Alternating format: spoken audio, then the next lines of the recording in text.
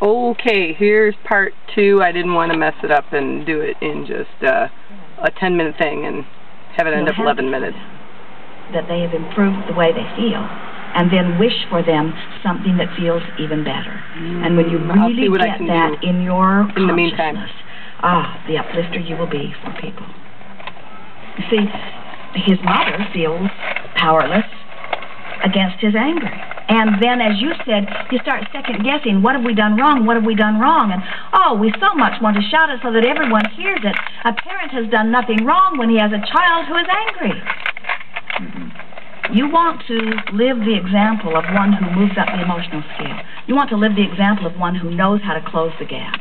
You want to live the example of joy, but you never want to give anyone that you care about, you never want to give anyone the impression that it's wrong for them to feel however they feel, because how they feel is about their points of vibrational relativity, and it is guidance. You don't look at your dashboard on your car and see the gas gauge which reads empty and find discomfort in it and judgment, and then so you just stick a happy face sticker over it. There, that's better.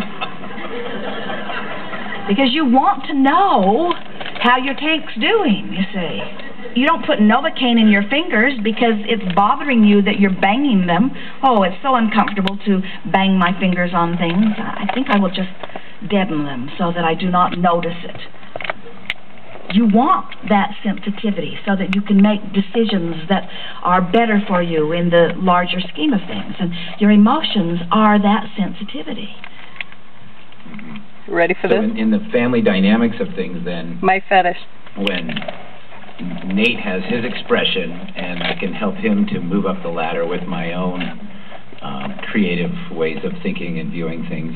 What then happens is then my wife and I get into a dynamic of judgment and anger, and it seems like Nate can get out of it quicker than we can get out of it. Of course he can. He was never invested in it to begin with. But here's the thing that we really want you to hear. So, he feels powerless over maybe something that doesn't even seem that important to you. But that's what we meant earlier when we said you don't get to judge. You don't know the points of vibrational relativity and any other.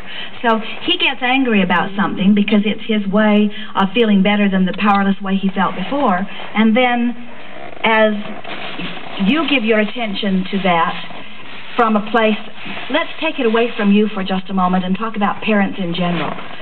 If your angry child makes you angry, you are not in a position to lead him up the emotional scale, because you're as out of control in your feeling of powerlessness as he is. So you can't teach him anything.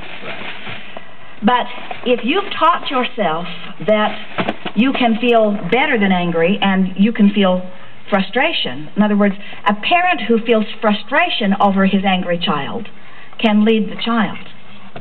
A parent who feels absolute love over his angry child can lead the child. But if the child makes you angry, you're all in deep doo-doo. Right. And those are the dynamics that you're talking about. We're all out of control, we all feel powerless, and we're all just taking it out on each other. Still love them. And that's why grandparents are so good for children. Because they're removed enough that nothing makes them angry, and so they can always maintain that attitude of well-being, no matter what's going on, you see. But everyone can do it. I want to be a grandparent. And now you understand that there's no reason for you not to do it. The most important thing that we want to convey to you, please, next time your child gets angry, which makes his mother angry, which makes you angry, don't beat up on yourself about it. Just say, oh my God, I know what's going on here, and I can improve the way I feel, and I'm going to work on it before the next episode, because it's very difficult to work on it within the next episode.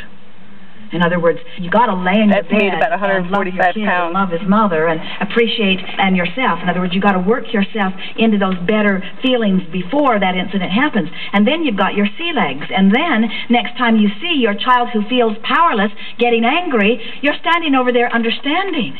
And you're looking at your child with loving eyes and you're saying, I don't like your anger, and I don't like you to display it in that way because most people don't understand it and it's going to bring you more trouble. But I sure don't blame you for being angry under these conditions. And here's what I know about it. And son, I've gotten angry plenty of times for exactly the same reason, and then have a conversation about it. Talk to him about what he feels powerless about, and explain to him that you don't think he's powerless. Jerry and Esther have a dear friend, a grandmother of a little child, and the little child was wanting a toy gun. He'd seen them on television, other friends had them, wanted a gun. And the grandmother said... We don't need to know about that. He got the gun. He found a way to get it. It just showed up in a pile of leaves. Okay, so here I am with bandana number 6, I think. Anyway, there's some of the kids' stuff. I know you're further along on that than I am. And I'm going to try not to scream in their ears so they can hear the call of source. Anyway, I'm really enjoying this headspace now. It is awesome. I don't know if it shows the way I'm talking to you now, because I still feel kind of weird talking into the camera. But I have fun showing you the Abraham stuff, and I never asked you.